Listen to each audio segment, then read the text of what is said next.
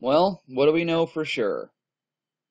We know that not that long ago, just a matter of weeks really, that the whole world was fixated on Las Vegas because of that Conor McGregor Mayweather fight. So we know that the world's attention was directed directly at that area. Um, we know that we had the total solar eclipse, again, just a matter of weeks ago, right? And in one of my solar eclipse videos said, the moon is known as sin, and so this country is going to pay for their sins, for said sin. And when did this, or where did this take place? In Sin City. I don't think that's coincidence. And here's something I find really just bizarro. We know that it took him, and you got to love the number 72, there's your 9, right? Supposedly took him 72 minutes to find this guy and to take him out. Well, he killed himself, supposedly, but you know what I mean. This is an article from May 12, 2016.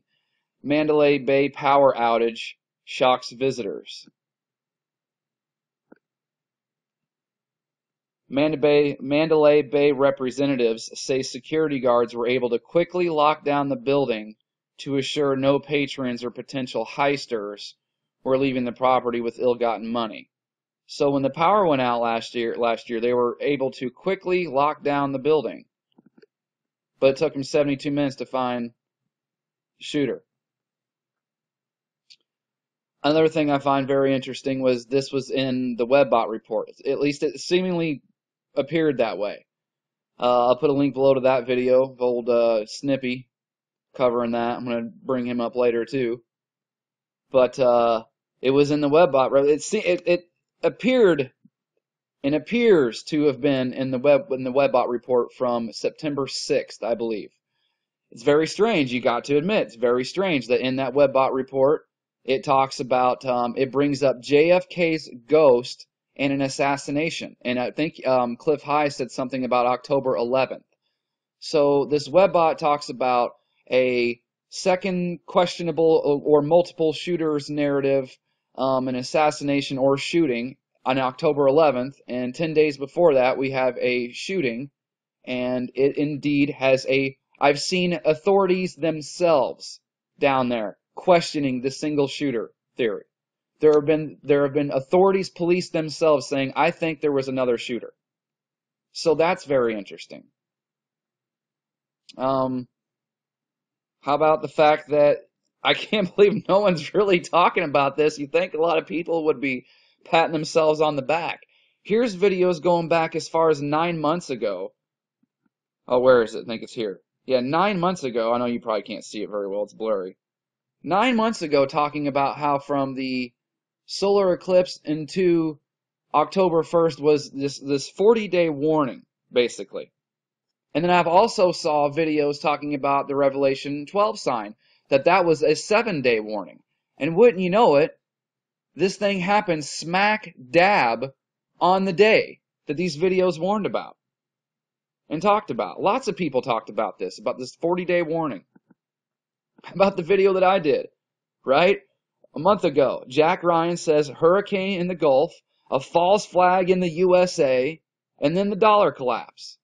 It's exactly what happened. In the movie, he calls it a coordinated attack on American soil. Okay, well, it was the worst the worst mass shooting in the United States. So it looks like this movie is kind of, might be bang on.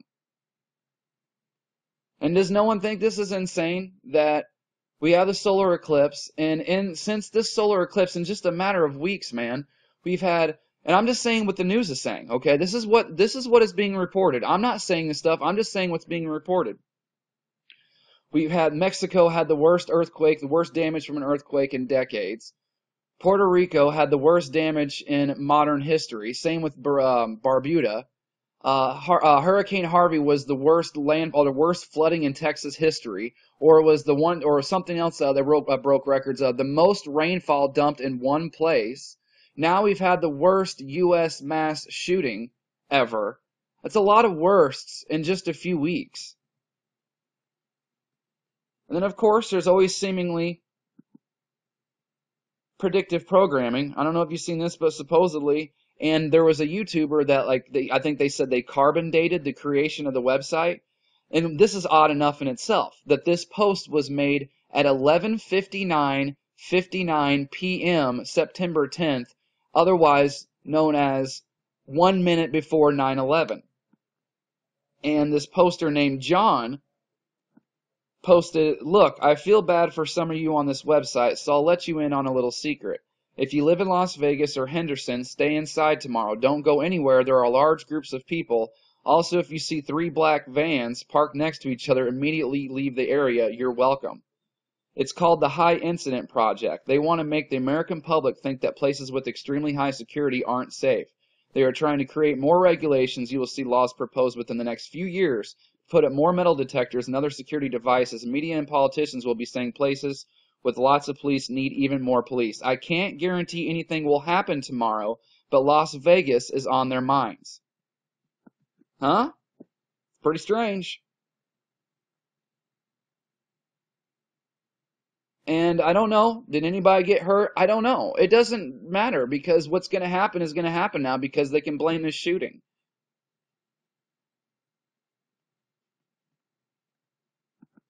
I thought I had one more thing for you. Oh yeah, nope, that's for another video. To me, this picture is a real big telltale sign. Whenever this happened, this was the picture they ran with and ran with and ran with. This picture tells me 2 things. It tells me, 1, this guy didn't do it. He had nothing to do with it. And if he did, he was absolutely not conscious of this at all.